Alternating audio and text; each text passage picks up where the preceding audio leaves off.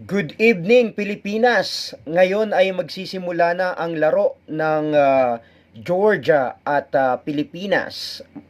Yan ay magaganap dyan sa Riga, Latvia, kung saan ang kalaban nila ay Georgia.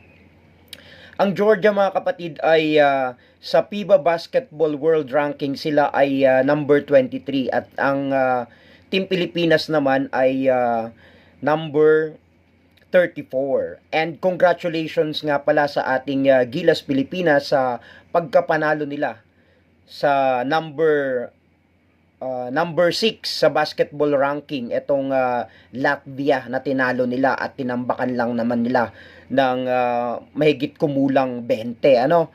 So congratulations Gilas Pilipinas at good luck sa laro nyo ngayon sa Georgia at naway may panalo natin, sabi nga ni Coach Tim Cone.